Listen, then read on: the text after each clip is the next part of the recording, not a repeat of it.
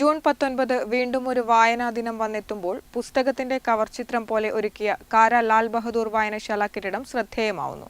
വായനശാലയുടെ ലോകവും അറിവിന്റെ മഹത്വവും വിളിച്ചോതുന്ന വേറിട്ട ഇടമാണ് കാരയിലെ ലാൽ ബഹദൂർ വായനശാല ആൻഡ് ഗ്രന്ഥാലയം. ജൂൺ 19 വായനാ ദിനം.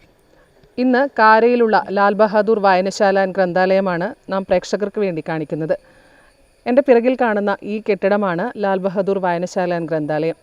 ഒരു കെട്ടിടം എന്നതിലുപരി ഒരു പുസ്തകത്തിൻ്റെ രൂപത്തിലാണ് ഈ ഗ്രന്ഥാലയം പ്രവർത്തിക്കുന്നത്.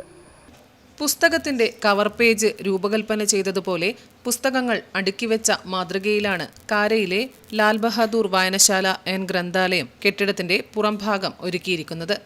കൂറ്റൻ പുസ്തകക്കൂട്ടത്തിന് മുകളിൽ തുറന്ന പുസ്തകവും പെൻസിലും സ്ഥാപിച്ചിരിക്കുന്ന ഡിസൈൻ കെട്ടിടത്തിന് കൂടുതൽ ആകർഷകത്വം നൽകുന്നു.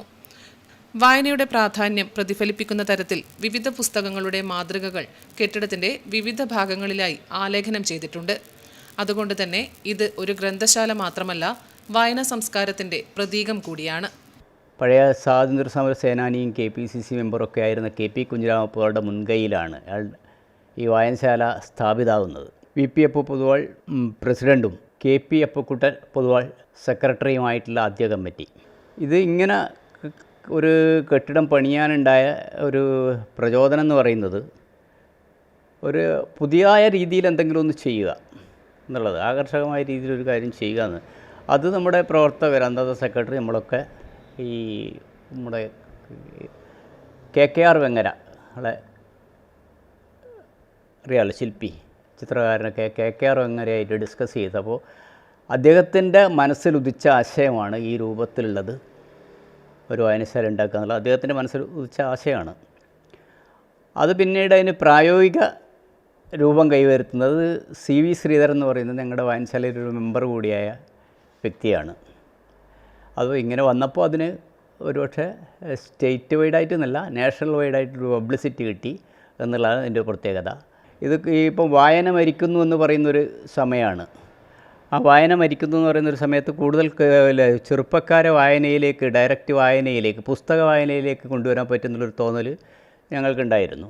പക്ഷേ ആദ്യഘട്ടത്തിൽ അത് ശരിയുമായിരുന്നു. പക്ഷേ കോവിഡിന് ശേഷം ഇതിൻ്റെ ഒരു കണക്ഷൻ വിട്ട പോലെ അത് ചെറിയ തോതിൽ ബാധിച്ചിട്ടുണ്ട്.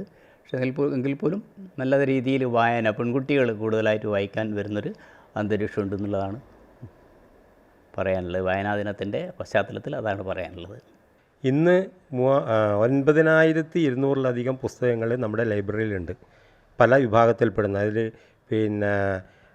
ചിൽഡ്രൻസ് ലിറ്ററേച്ചർ ഉണ്ട്, നോവലുണ്ട്, അതുപോലെ തന്നെ ചെറുകഥകളുണ്ട്, ആത്മകഥകളുണ്ട്, ജീവചരിത്ര ഗ്രന്ഥങ്ങളുണ്ട്. റെഫറൻസിനായിട്ട് പ്രത്യേക സൗകര്യങ്ങളുണ്ട്. തൊട്ടടുത്ത മുറിയാണ് റെഫറൻസ് ലൈബ്രറി ആയിട്ട് നമ്മൾ ഉപയോഗിക്കുന്നത്.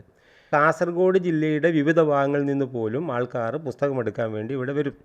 വലിയ പറമ്പിൽ നിന്നായാലും, പടന്നയിൽ നിന്നായാലും, തങ്കയത്ത് നിന്നായാലും, എളമ്പച്ചിയിൽ നിന്നായാലും ഒക്കെ.